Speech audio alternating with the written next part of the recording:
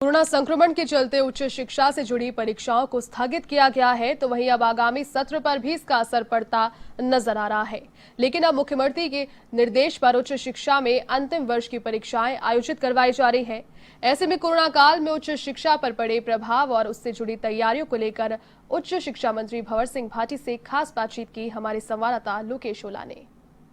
Corona संक्रमण के चलते उच्च शिक्षा में काफी प्रभाव पड़ा है। ऐसे में राजस्थान में उच्च शिक्षा में किस तरह के जो बदलाव है वो देखने को मिल रहे हैं। इन्हीं सब बातों को लेकर हमारे साथ उच्च शिक्षा मंत्री भंवर सिंह भाटी हमारे साथ मौजूद है। सर, किस तरह के जो तमाम जो बदलाव है वो देखने को मिल रहे हैं, किस तरह का जो प्रभाव उच्च शिक्षा पर पड़ा है कोरोना के चलते? देखिए, वैसे तो कोरोना की वजह से हर आमजन प्रभावित हुआ है। उच्च शिक्षा की बात यदि हम करें तो मार्च के महीने में हमारे राजस्थान के सभी विश्वविद्यालयों की परीक्षाएं चल रही थी और अचानक लॉकडाउन की वजह से सारी परीक्षाएं हमें बीच में स्थगित करनी पड़ी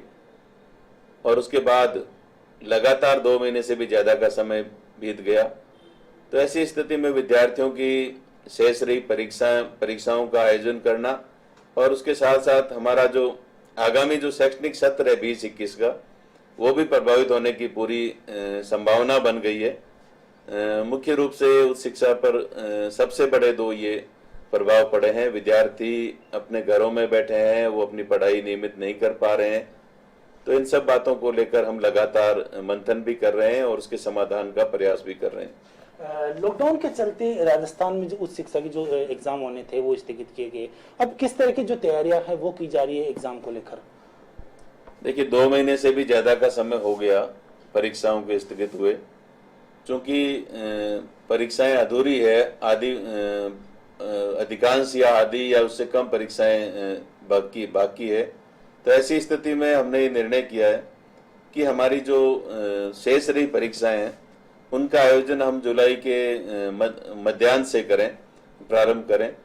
और उसके लिए हमने एक कार्य योजना बनाई है। उसके तहत जो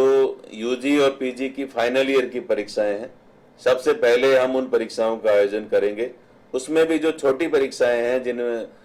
जिनमें विद्यार्थियों की संख्या बहुत ही कम होती है, हर विश्वविद्यालय में 500, 1000, 2000, प्रारंभिक तौर पर हम उन परीक्षाओं को शुरू करेंगे। उसके बाद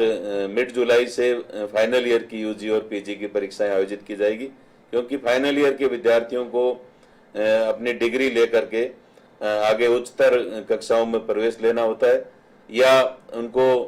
प्रतियोगी परीक्षाओं की तैयारी भी करनी पड़ती है, कंपटीशन में भी उनकी डिग्री की आवश्यकता होती है। इसलिए हम फाइनल ईयर की परीक्षाएं पहले कर रहे हैं और उसमें भी पूरा हमने विश्वविद्यालयों के साथ आज राजस्थान के सभी विश्वविद्यालयों के वाइस चांसलर्स के साथ वीसी की है और हमने ये निर्देश भी दिए हैं कि हेल्थ प्रोटोकॉल का पूरा ध्यान रखा जाए। पूरी तरह से विश्वविद्यालय कैंपस को परीक्षा केंद्रों को सैनिटाइज किया जाए, मास्क आदि की व्यवस्था पूरी की जाए और पूरी तरह से विद्यार्थियों के स्वास्थ्य का ध्यान रखते हुए, सोशल डिस्टेंसिंग का ध्यान रखते हुए परीक्षा केंद्रों को बढ़ाते हुए पूरी व्यवस्थाएं की जाए और परीक्षाएं आयोजित की जाए। फर्स्ट ईयर और सेकेंड ईयर की यदि हम बात करें तो उन परीक्षाओं का आयोजन फाइनल ईयर की परीक्षाएं होने के बाद में उन परीक्षाओं का आयोजन किया जाएगा, परिस्थितियां ठीक होने के अनुसार धीरे धीरे। तो हमने ये शेड्यूल बनाया है। और जहाँ तक प्रवेश की बात है तो फर्स्ट ईयर और पीजी प्रीवियस के जो एडमिशन है वो 12th का सीबीएसई का या माध्यमिक शिक्षा बोर्ड का परीक्षा परिणाम आने के बाद फर्स्ट ईयर के एडमिशन्स की प्रक्रिया प्रारंभ होगी, प्रवेश दिए जाएंगे और प्रीवियस में पीजी का यूजी का जो रिजल्ट है उसके आने के बाद में प्रीवियस के एडमिशन की प्रक्रिया हम करेंगे। तो हमने एक विस्तृत कार्य योजना बनाई है और हमने ये भी निर्देश दिए हैं कि जो परीक्षा के बाद रिजल्ट का कार्य है वो भी बहुत तेज गति से करें, उसका मूल्यांकन जल्दी से जल्दी कराएं ताकि विद्यार्थियों को का रिजल्ट भी समय पर आ सके और वो अपने आगामी कक्षाओं में प्रवेश ले सके। ग्रीष्मकालीन जो अवकाश है वो समाप्त होने जा रहे हैं, तो उसके बाद में आगामी पढ़ाई किस तरह से सुचारू की जाएगी बच्चों की, ताकि जो आगामी सत्र में किसी तरह का व्यवधान नहीं हो उनके पढ़ाई को लेकर? देखिए, मैंने जैसा आपको बताया कि जो आगामी जो शैक्षणिक सत्र है वो प्रारंभ होगा, तो उसमें शुरुआती दौर पे जब तक कोरोना की परिस्थितियां ठीक नहीं हो पाती या सामान्य नहीं हो जाती, तो ऐसी परिस्थितियों में यदि विद्यार्थी हमारी कक्षाओं में कम भी आएंगे तो हमने वर्क फ्रॉम होम के तहत पिछले 2 महीनों में ग्रीष्म अवकाश के दौरान हमारे राजस्थान के सभी शिक्षकों के सहयोग से ऑनलाइन मटेरियल बहुत बड़ी मात्रा में हमने तैयार करवाया है। ई लेक्चर हमने राजस्थान के तमाम हमारे शिक्षकों के द्वारा ई लेक्चर करने का हमने रिकॉर्ड करने का काम हमने दिया था, और उन्होंने बहुत अच्छे तरीके से ई लेक्चर रिकॉर्ड करके कॉलेज की वेबसाइट पर, हमारे यूट्यूब पर, हमारे विश्वविद्यालय की वेबसाइट पर अपलोड किए हैं। लेकिन इसमें एक बड़ी समस्या सामने ये आ रही है कि गरीब जो तबके के जो स्टूडेंट उनके पास टेक्नोलॉजी उपलब्ध नहीं है, या बात करें तो ग्रामीण क्षेत्र में नेटवर्क की समस्या सबसे ज्यादा होती है। तो उसके तहत किस तरह से उनको जो सिलेबस है वो प्रोवाइड कराया जाएगा, इन सब बातों को लेकर भी कुछ मॉनिटरिंग की गई है? देखिए, निश्चित रूप से जो पूरा सिलेबस है हमने ऑनलाइन अपडेट करने की कार्य योजना बनाई है, और वो हम आने वाले समय में अतिशीघ्र पूरा सिलेबस ऑनलाइन अपलोड कर देंगे। जहाँ तक ग्रामीण क्षेत्र की बात है, तो जैसे जैसे परिस्थितियां सामान्य होगी तो हम कॉलेज खोलेंगे, और हमारे विद्यार्थियों को जो एकेडमिक जो लॉस होगा, उनकी पढ़ाई के दिन जो कम हुए हैं, उसके लिए भी हमने ये निश्चय किया है कि जो दशहरे की छुट्टियां हैं, दीपावली का अवकाश है, शीतकालीन अवकाश है, या परीक्षाओं से पहले जो प्रिपरेशन लीव होती है, वो सारी हमें इन परिस्थितियों को देखते हुए कम करनी पड़ेगी। और वो जो दिन है हम वो एकेडमिक डेज के रूप में ले लेंगे, ताकि विद्यार्थियों की कक्षाएं छुट्टियों के दिनों में भी हम कक्षाएं लगा करके विद्यार्थियों का सिलेबस हम एनी हाउ किसी भी प्रकार से पूरा करवाने के लिए हम ये जो छुट्टियां हैं इनको भी कम करेंगे, और विद्यार्थियों का सिलेबस आगामी शैक्षणिक सत्र